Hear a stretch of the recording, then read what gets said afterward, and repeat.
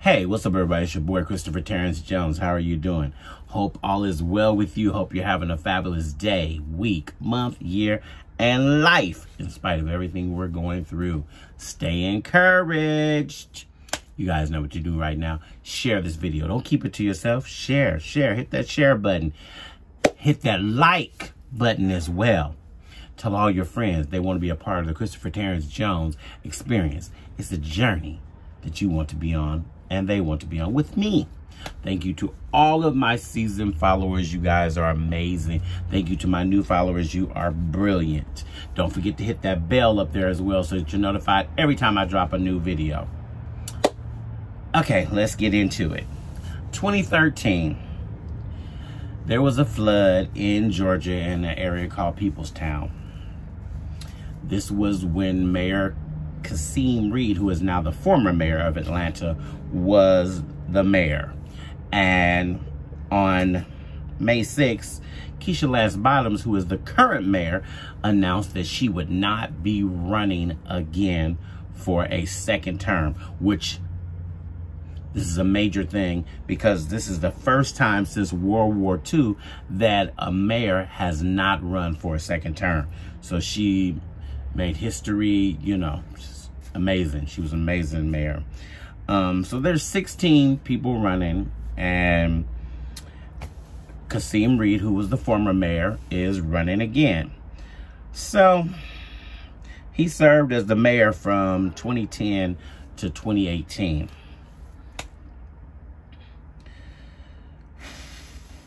This is a lot to unpack. I came to this story about a woman named Bertha Darden, who was at a town hall meeting with some of the candidates, and she had a question, and it was the last question I guess Kasim Reed wanted to answer because he stood up. You can tell in the video, which I'll make sure you read in the tagline. Y'all can go watch the video for yourself.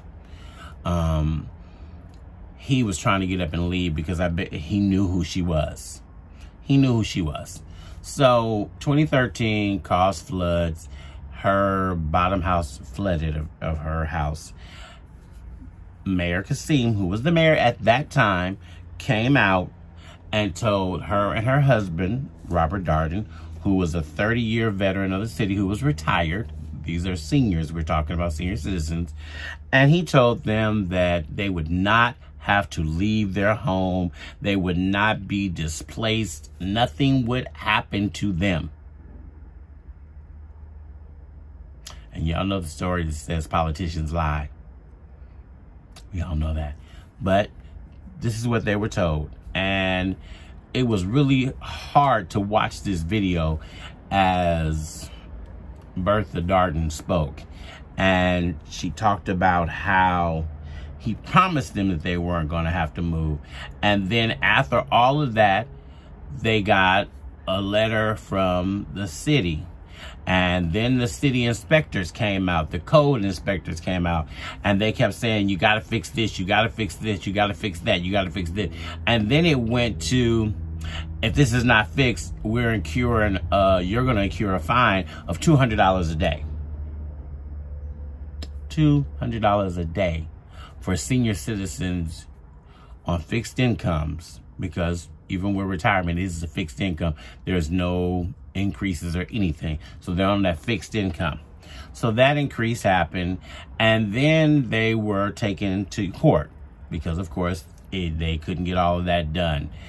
And in court, the city engineers, according to Bertha Darden, lied.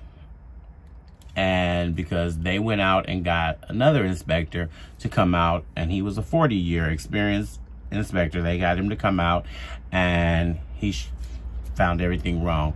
Well, of course, you know, they lost their court case. They lost their home.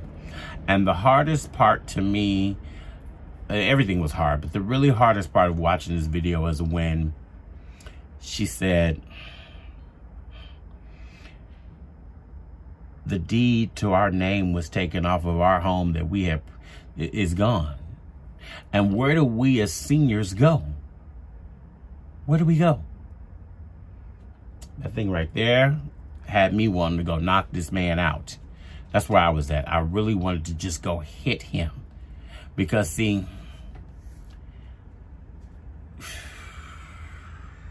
no compassion. So, after the court was done, that's why I say everything falls in line. The court sent the documents that showed that they could have stayed in their house. They withheld the documents until after the court case. So now they've lost their home. Kasim Reed is running to become mayor again because Mayor Lance Bottoms is leaving. Now, this flood happened in 2013, and it was a big flood. But Peoplestown is what he's saying is a place that he did $65 million, I think is what he said, in renovations. So basically what you were doing was gentrification. You were moving out the black people to allow people with more money so you can put the foo-foo coffee shops and the little restaurants and walkability, you know, term. You have to have a walkability score when you have an apartment near a transit system. Through all this, they get on this new terminology and all of that. But I just cannot see how, but it's politicians. They lie. They lie. You need to remember as a politician that it's your goal and it's your mission to help everyone. And he said he could not come to, he did a little speech afterwards just to try to appease the people, but he couldn't come to a resolution with them, and he offered them 20% over, and he was trying to give them the most money that he could give. But see, what you don't understand, seniors who everything is in this house, they raise their kids, they have memories, they've had family functions there, great moments have happened in their life, bad moments in their life, and let's just say there was a time where they struggled to make their mortgage, but they turned all that around. See, that's the other part, the attachment that you're missing. So they put in all of this time for you to come here and tell them that they're not leaving their house. They're not going anywhere, Mayor, because that's what you said. She remembered it very well. Very, very, very well. She remember, like I said, she remembered you came up in a Winnebago. And you've taken these people's homes. And her response was, you've lied all this, so what are you trying to be back in office for? To lie some more? As a politician, it needs to stop being about who lining your pockets with money. And remember that the people who are affected the most is the ones who don't have the money. Because see, if I'm a multimillionaire or a billionaire or trillionaire or whatever, and my house floods, I can go move. The same day I can go to a high-end suite at a hotel and still continue to live my life. But those who are on fixed incomes, they can't afford to go spend $500,000, $2,000 a night on a hotel. They can't. But you politicians get so caught up in people lining your pockets, greed, and power. You get all caught up in that, and you forget it's the little people who put you in the place, because the words out of her mouth, I voted for you. I voted for you. That meant I put my trust in you is what I'm saying.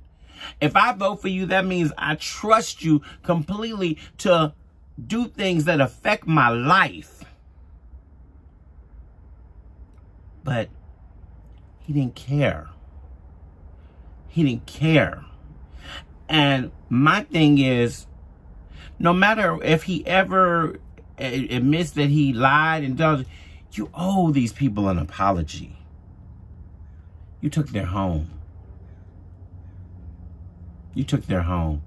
And I remember some years ago, this happened in Oakland, California, and there was a senior citizen. She was living there, and I don't know if it was her grandkid or great grandkid, but it wasn't the, or I mean, I don't remember the whole story, but I remember they took her home because I think the grandkid was involved in drugs or some kind of, I don't know if it was the use of, the sell of, or got convicted of. I don't remember the whole story, but they took her home. And that thing hurt me because this woman worked all her life to have this house. And that's why when I was watching Bertha Darden stand there and tell her story, it hurt. And it just put me in a place where politicians, y'all gotta stop. You have to stop chasing the money. And you have to be a politician because it's the heart that you have to work for the people and to provide for the people and to make room for the people, not the wealthy, not the ones that can line your pocket. You have to get down there in the gutter and put in programs that can help. Because why every time you in here as a politician, you say, oh, I'm going to do this, I'm going to do this. When does anything really get done for the community? The people who are struggling, the people who are in the areas that are getting overlooked. Because you can go in certain areas and you like, this the city I live in? Wow. Because when I go in my neighborhood, it don't look like this. You have to work for the people who are the majority, not the ones who are the minority. Because the wealthy is the minority. The majority of the people are middle class, poor, and below. That's what you have to do. Now, like I said, there's 16 people running in this race. And this was a lady giving her own account of what her experience was with Kasim Reed. Well, the local chapter of the NAACP, Richard Rose is, I guess, the director. They came out, and this is what he said. I am breaking the TAC protocol. He wrote this in a written statement. To do anything less would be abdication of my mission to help move Atlanta forward, not backward. Now, this is an unprecedented announcement from the head of the civil rights organization, because normally they don't speak out. But he said, affordable housing came to a screeching halt when Reed's administration focused on offering generous tax benefits to finance upper-income condominiums and rental units along the Beltline and downtown. He then said residents lost out on an estimated $12 million from the Mercedes-Benz Stadium because the former mayor administration didn't tax the property. Why do we continue to hear this? That the wealthy don't get taxed, but the poor get taxed. Where do you think the money is coming from the poor and the lower class if they're already struggling? But you give people millions and millions of dollars in the bank and you don't tax them. That's why I say there's no justification that you can be a Republican and be poor. How? I don't understand. Because it affects you. What part don't you get? What part don't you get? It affects you right in your pocketbook, and you still go out and vote for people like Trump. And you vote for Republicans who don't care, who's saying that the wealthy don't need to be taxed. But they don't have no problem raising your taxes. See, I don't understand. I don't get this. When he was going after the re-election, he went after the money. Now, he did over $1 million. He outraised his opponents by over $1 million within 3 weeks. And, you know, that was part of the Tyrese Gibson having a $1,000 plate at his house in Buckhead. $1,000. $1,000 for dinner. $1,000 for dinner for one person. And then you wonder why We still people have homelessness. We still have people who are not able to eat because there's no food pantries. They're shut down. They're not there. America, it's time to really take a look at politics and politicians. If you are going to call yourself a politician, you have to remember this one golden rule, that the people come first, not the rich people. Because the rich people always put themselves in a different class than everybody else, and they call everybody else the peasants, and they don't want to be bothered. But you can't continue to work for the rich and take from the poor and think that it's always going to turn out right, because there's no way I could sleep. After Bertha Darden stood there and said all of that, there's no way I could be Kasim Reed. There's no way. My heart was broken, and it's still broken. Let me know your thoughts. It's Christopher Terrence Jones. I'm out.